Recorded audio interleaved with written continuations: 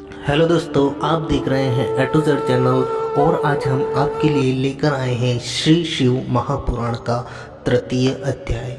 इससे पहले दो अध्यायों में आपने सुना मैना और हिमालय का विवाह, और दूसरे अध्याय में आपने सुना मैना और उनके दो बहनों को श्राप दिया श्री सनत कुमार ने, और उनके श्राप का निवारण भी किया, और सीता, पार्वती और राधा के बारे में भी बताया।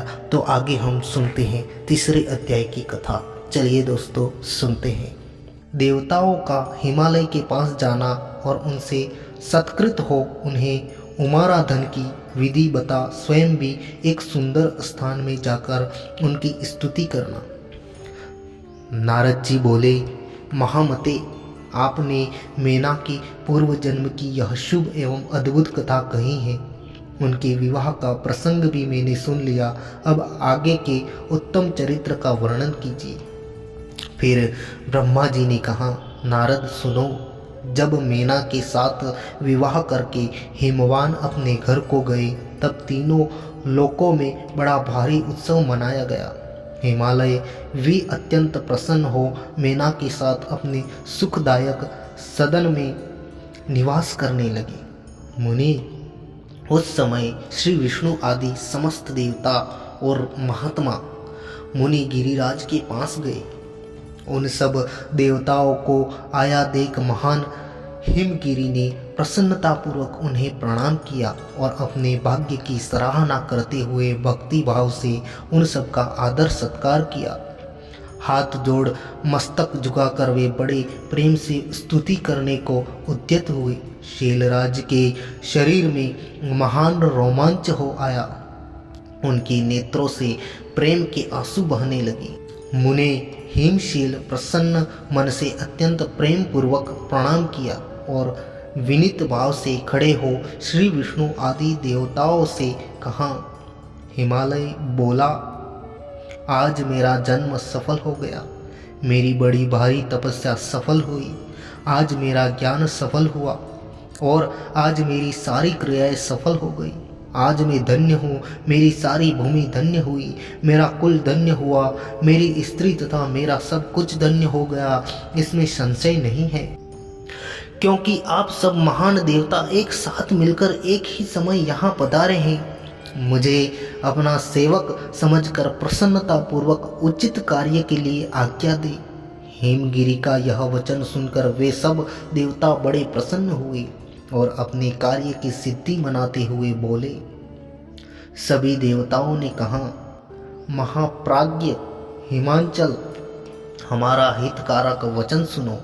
हम सब लोग जिस काम के लिए यहाँ आए हैं उसे प्रसन्नता पूर्वक बता रहे हैं। गिरिराज, पहले जो जगदम्बा उमा दक्ष कन्या सती के रूप में प्रकट हुई थी और रुद्र पत्नी होकर सुदीर्घ काल तक इस भूतल पर क्रीड़ा करती रही, वे ही अंबिका सती अपने पिता से अनादर कर अपनी प्रतिज्ञा का स्मरण करके यज्ञ में शरीर त्याग अपने परम धाम को पधार गई।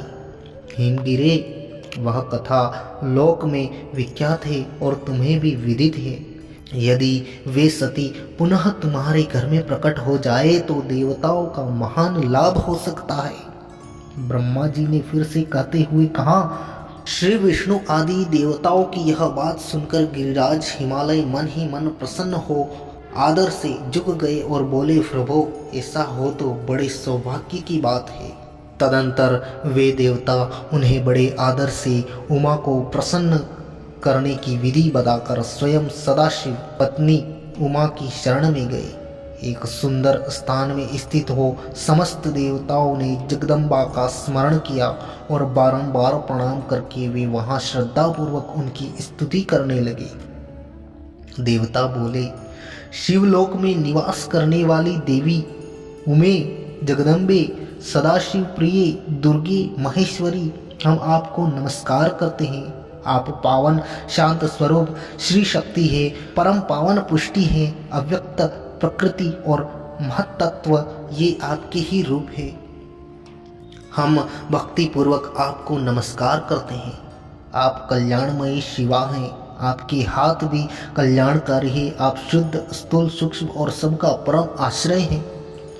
अंतर विद्या और सुविद्या से अत्यंत प्रसन्न रहने वाली आप देवी को हम प्रणाम करते हैं। आप श्रद्धा हैं, आप कृति हैं, आप श्री है और आप ही सब में व्याप्त रहने वाली देवी हैं। आप ही सूर्य की किरणें हैं और आप ही अपने प्रपंच को प्रकाशित करने वाली ब्रह्मांड रूपी शरीर में और जगत के जीवों में रहकर जो ब्रह्मा से लेकर तृण पर्यंत संपूर्ण जगत की पुष्टि करती हैं, उन आदि देवी को हम नमस्कार करते हैं। आप ही देव माता गायत्री है, आप ही सावित्री और सरस्वती है, आप ही संपूर्ण जगत के लिए वार्ता नामक वृत्ति है और आप ही धर्म स्वरूपी देवत्रयी है। आप ही संपूर्ण भूतों में निद्रा बनकर रहती हैं, उनकी शुदा और तृप्ति भी आप ही हैं। आप ही तृष्णा की कांति, छवि, तुष्टि और सदा संपूर्ण आनंद को देने वाली है। आप ही पुण्यकर्ताओं के यहाँ लक्ष्मी बनकर रहती हैं और आप ही पापियों के घर सदा ज्येष्ठा लक्ष्मी की बड़ी बहन दरिद्रता के रूप में वास करती है। आप ही संपूर्ण जगतों की शांति हैं। आप ही धारण करने वाली धात्री एवं प्राणों का पोषण करने वाली शक्ति है। आप ही पांचों भूतों के सारस्वत रूप को प्रकट करने वाली तत्स्वरूपा है। आप ही नीतिज्ञों की नीति तथा व्यवसाय रूपिणी है। आप ही सामदेव की गीति है। आप ही ग्रंथि है। आप ही यजुर मंत्रों की आहुति है। देव की मात्रा तथा अथर्ववेद की परम गति भी आप ही हैं। जो प्राणियों के नाक, कान, नेत्र, मुख, भुजा, वक्ष स्थल और हृदय में धृति रूप से स्थित हो, सदा ही उनके लिए सुख का विस्तार करती हैं। जो निद्रा के रूप में संसार के लोगों को अत्यंत सुबक प्रतीत होती हैं, वे देवी उमा जगत की स्थिति एवं पालन के लिए हम सब पर प्रसन्न हो। इस प्रकार जगत जननी सती साध्वी महेश्वरी उमा की स्तुति करके अपने हृदय में विशुद्ध प्रेम लिए वे सब देवता उनके दर्शन की इच्छा से वहां खड़े हो गए। तो दोस्तों, तृतीय अध्याय श्री शिव महापुराण का यहीं पर समाप्त होता है। अगर आपको यह वीडियो पसंद आया हो तो वीडियो को लाइक कर लीजिए, शेयर कर दीजिए और चैनल को सब्सक्राइब कर लीजिए ताकि आगे आने वाले सभी अध्याय आपके पास सबसे पहले पहुंच जाए। थैंक यू, धन्यवाद।